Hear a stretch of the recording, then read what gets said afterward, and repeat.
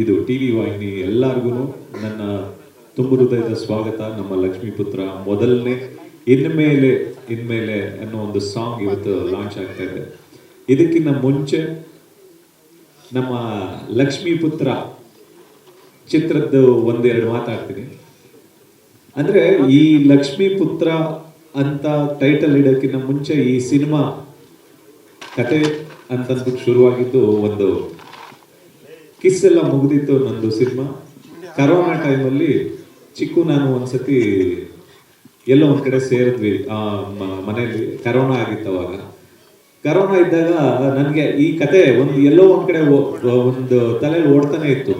ಚಿಕ್ಕು ಈ ಥರದ್ದೊಂದು ಕತೆ ಇದೆ, ಯಾರಾದ್ರೂ ಒಬ್ಬ ಹೊಸ ಹುಡುಗ ಒಂದು ತುಂಬಾ ಇನ್ನೋಸೆಂಟ್ ಫೇಸ್ ಇರುವಂತ ಒಬ್ಬ ಹುಡುಗ ಮಾಡಿದ್ರೆ ತುಂಬಾ ಚೆನ್ನಾಗಿರುತ್ತೆ ಅಂತ ಅಂದ್ಬಿಟ್ಟು ಒಂದ್ಸತಿ ಸುಮ್ಮನೆ ಆ ಕತೆನ ಒಂದು 20-25 ಮಿನಿಟ್ಸ್ ಅವ್ನಿಗೆ ಹೇಳ್ಬಿಟ್ಟಿದ್ದೆ ಅಷ್ಟೇ.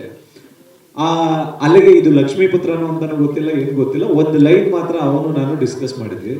ನಮ್ಮ ಪ್ರೊಡಕ್ಷನ್ ಅಲ್ಲೇ ಮಾಡೋಣ ನಾನು ನೀನು ಅಂತಂದ್ಬಿಟ್ಟು ಅಂದಾಗ, ಓಕೆ ಬಜ್ಜಿ ನೀವು ಮಾಡ್ತೀವಿ ಅಂತಂದ್ರೆ ಏನು ತೊಂದರೆ ಇಲ್ಲ, ಮಾಡೋಣ. ಒಂದು ದಿನ ಲಕ್ಷ್ಮಿ ಅನ್ನೋ ಒಂದು ಕ್ಯಾರೆಕ್ಟರ್ ಅಮ್ಮನ ಹೆಸರು ಅನ್ನೋದು ಇದಾಗಿದ್ದಾಗ ನನಗೆ ಲಕ್ಷ್ಮಿ ಅಂತ ಫಸ್ಟ್ ಬರಲಿಲ್ಲ. ಫಸ್ಟ್ ನಾನು ಗೌರಿಪುತ್ರ ಅಂತ ಇಟ್ರೆ ಹೆಂಗಿರುತ್ತೆ ಅಂತ ಅಂದ್ಬಿಟ್ಟು ಚಿಕ್ಕಣ್ಣನ ಜೊತೆ ಇದ್ದಾಗ ಗೌರಿಪುತ್ರ ಅಂತ ಯಾಕೆ ಇಡಬೇಕು, ನಮ್ಮ ಅಮ್ಮನ ಹೆಸರು ಲಕ್ಷ್ಮಿ ಅಲ್ವಾ, ಲಕ್ಷ್ಮೀಪುತ್ರ ಅಂತಾನೆ ಇಡೋಣ ಅಂತಂದ್ಬಿಟ್ಟು ಮಾತುಕತೆಯಾಗಿ ಅಲ್ಲಿಂದ ಲಕ್ಷ್ಮೀಪುತ್ರ ಅನ್ನೋ ಒಂದು ಟೈಟಲ್ ಉಟ್ಕೊಂತು ಈ ಸಿನಿಮಾಗೆ.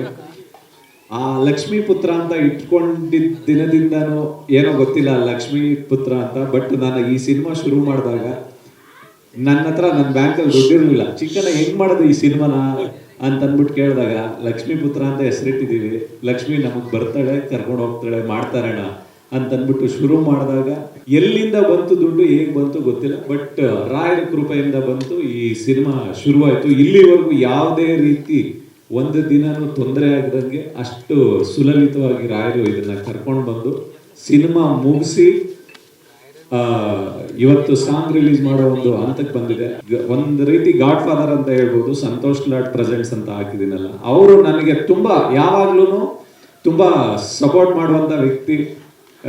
ಒಂದಿನ ಯಾವಾಗ್ಲೂ ಒಂದ್ಸರಿ ಎಲ್ಲೋ ಹೋಗ್ತಾ ಇರ್ಬೇಕಾದ್ರೆ ಇದ್ದಕ್ಕಿದ್ದಂಗೆ ಫೋನ್ ಮಾಡಿದ್ರು, ಏನ್ ಮಾಡ್ತಾ ಇದೀಯ ಅಂತಂದಾಗ, ಈಗ ಒಂದು ಸಿನಿಮಾ ಪ್ರೊಡ್ಯೂಸ್ ಮಾಡ್ತಾ ಇದ್ದೀನಿ ಅಂತಂದಾಗ, ಸರಿ ಮಾಡು ಅಂತಂದ್ಬಿಟ್ಟು ನನ್ನ ಜೊತೆಗೆ ನಿಂತ್ಕೊಂಡು ಪ್ರತಿಯೊಂದು ಹಂತದಲ್ಲೂ ತುಂಬಾ ಸಪೋರ್ಟ್ ಮಾಡಿದ್ದು ಸಂತೋಷ್ ಲಾಡ್ ದಾದಾ ಅಂತೀನಿ ನಾನು ಅವ್ರನ್ನ. ತುಂಬಾ ಅವ್ರಿಗೆ ನಾನು ಎಷ್ಟು ಕೃತಜ್ಞತೆ ಹೇಳಿದ್ರು ಸಾಕಾಗಲ್ಲ. ಈ ರೀತಿ ಶುರುವಾದಂತ ಜರ್ನಿ ನಂದು ಅರ್ಜುನ್ ಒಂದು 20 ಇಯರ್ಸ್ ಫ್ರೆಂಡ್ಶಿಪ್ ಒಂದು ನಂದು.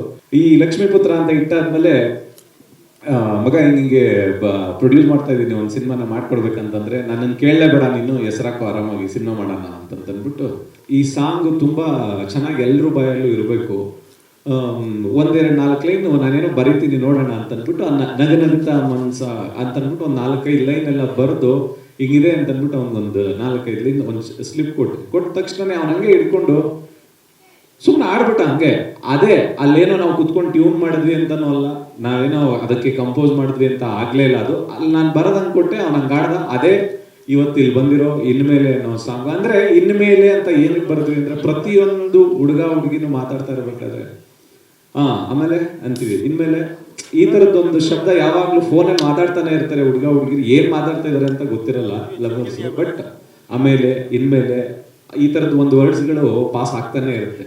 ಅದನ್ನ ಇಟ್ಕೊಂಡು ಒಂದು ಹುಡುಗಿಗೆ ಇನ್ಮೇಲೆ ಲವ್ ಮಾಡ್ಬೇಕಾದ್ರೆ ಇನ್ಮೇಲೆ ಏನೇನೆಲ್ಲ ಹೇಳ್ಬೇಕಂತ ಇಷ್ಟಪಡ್ತಾನೆ, ಒಂದು ಹುಡುಗಿ ಇನ್ಮೇಲೆ ಲವ್ ಮಾಡೋ ಹುಡುಗನಿಗೆ ಏನೇನೆಲ್ಲ ಹೇಳಕ್ ಇಷ್ಟಪಡ್ತಾಳೆ. ಅದನ್ನ ಇಟ್ಕೊಂಡು ಇನ್ಮೇಲೆ ಅನ್ನೋ ಒಂದು ಹುಕ್ ಲೈನ್ ಇಟ್ಕೊಂಡು ಮಾಡಿದಂಥ ಸಾಂಗ್ ಇನ್ಮೇಲೆ ಇವತ್ತು ನಮ್ಮ ಕರ್ನಾಟಕ ಜನತೆಗೆ ಅರ್ಪಿಸಿದೀವಿ.